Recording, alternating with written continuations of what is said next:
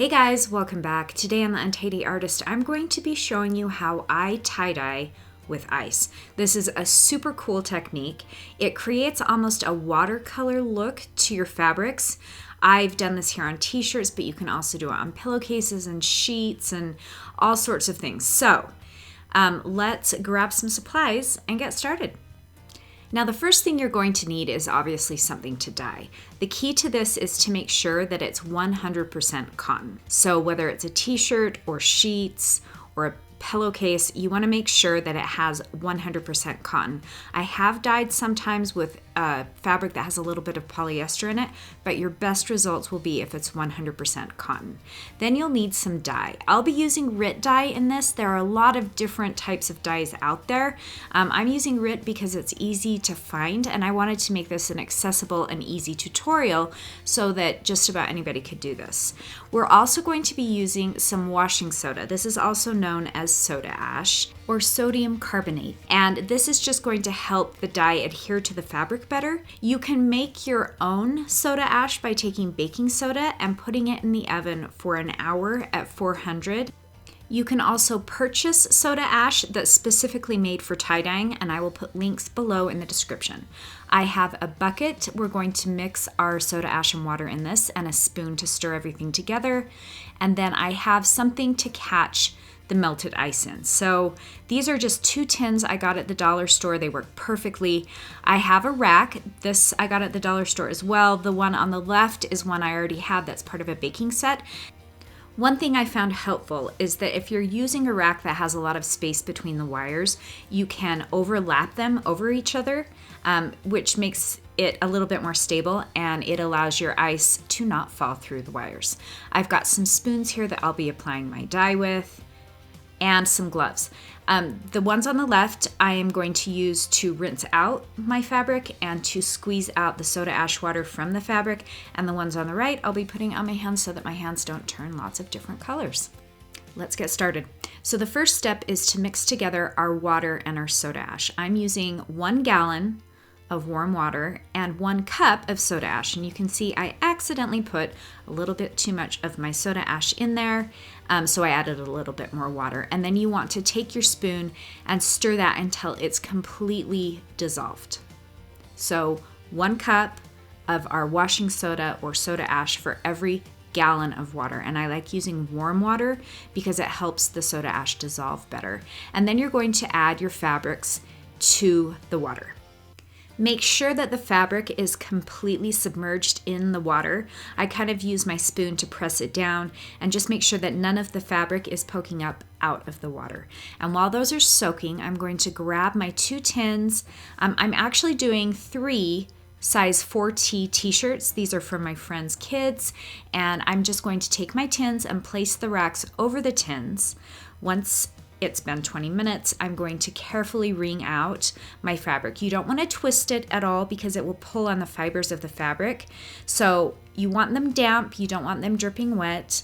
And once I have the water wrung out while they're still damp, I'm going to place the shirt over the rack, and I'm going to start squishing it with my fingers. So kind of pinching and pulling the fabric together. And I start at the top and just slowly start squishing the fabric together and pinching it as I go.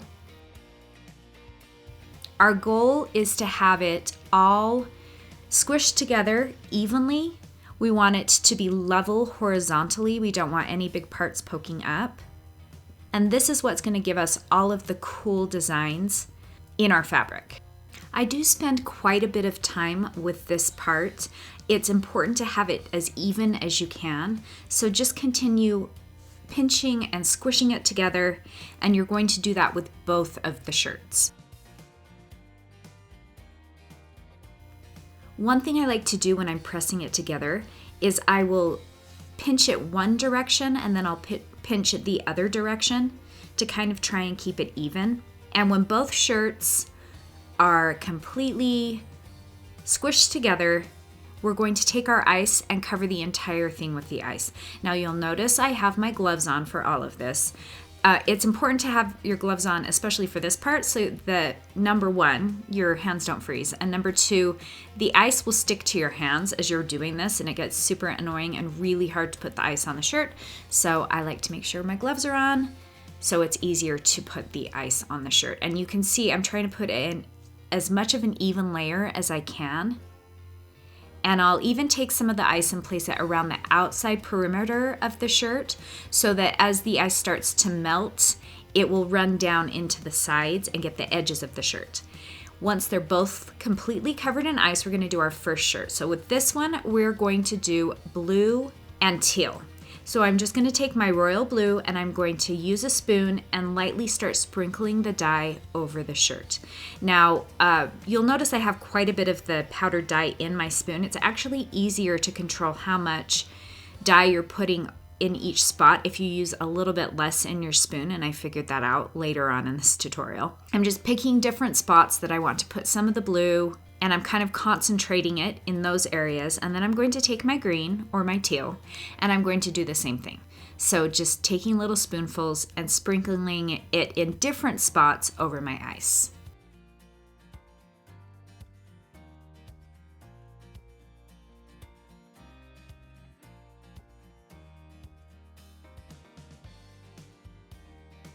And then I'm going to do petal pink and yellow for this second shirt. So I'm taking my pink first. It's good to do the lightest color first. And so in this case, it would be the petal pink. And I'm just doing the same thing, using my spoon and just sprinkling the powdered dye over the ice. And then after I did the yellow, I went back through and added a little bit more of my petal pink.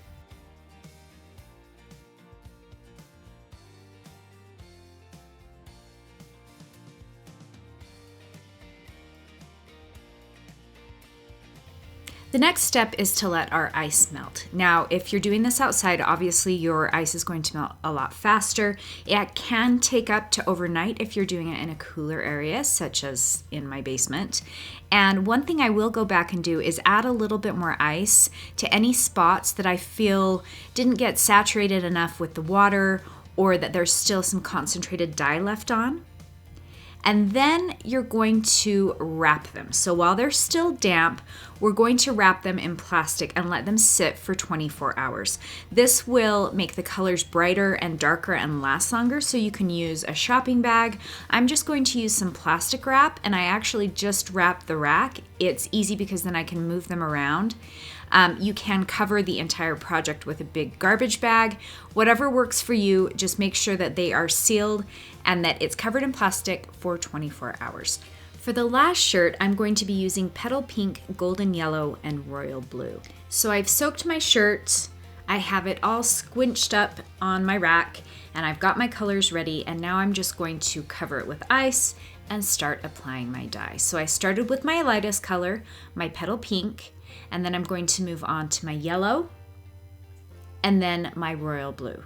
Now, one thing you want to take into consideration is making sure you have enough dye on the ice so it soaks all the way through the shirt. So we want it to color the back part of the shirt as well. That is sometimes why I add more ice after the first layer of ice is already melted. I'll just put more ice on the shirt so it can keep pushing that dye all the way to the back of the shirt. So this is what we've got. And this was after about a half an hour, and you can see those colors starting to melt into the ice. And once the ice is completely melted, I will wrap it in plastic and wait for 24 hours. After the 24 hours are up, you're going to put some gloves on. Once again, very important for this part, unless you want colored hands, and open up your shirts. And this is such a fun part to see the different designs you get and see how it turned out. These will lighten up quite a bit, so keep that in mind.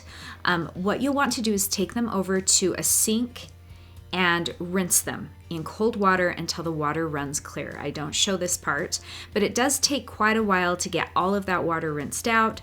I don't wring the water out of them in the beginning because I want more of the dye to come out before I wring it together. This one might be my favorite. Love the three colors together. And then after I rinse them out in my sink, I actually take them upstairs to my washer and I just put it on the rinse and spin cycle. And this is what we have, you guys. I love how it almost looks like there are pink flowers on this one. And I love how it has a little bit of orange from the yellow. And this is our teal and our royal blue. And this one almost looks like it has a turquoise and a purple in it. You can see how the ice creates these really cool shapes and designs. And this is my absolute favorite. I think this looks like a painting by Claude Monet. It looks like an impressionist painting. I love the different colors. Here's a close-up that I think looks like flowers. I just think this is so beautiful. I also did a few tank tops with my niece. She came up and we did each tank top with 2 different colors, and these all turned out so beautiful. Thank you guys so much for watching. I hope you enjoyed this tutorial. If you have any comments or questions, please post those below. If you haven't subscribed, please do. That would be awesome. And if there are other tie-dye videos you'd like to see, post those in the comments below as well. If you end up trying this technique out, I would love to see anything you make, and you can share those on Instagram with the hashtag UntidyArtist or UntidyArtistTieDye. There will also be a list below of where you can purchase everything and all the supplies you need and more information. Thanks so much, you guys. We'll see you next time.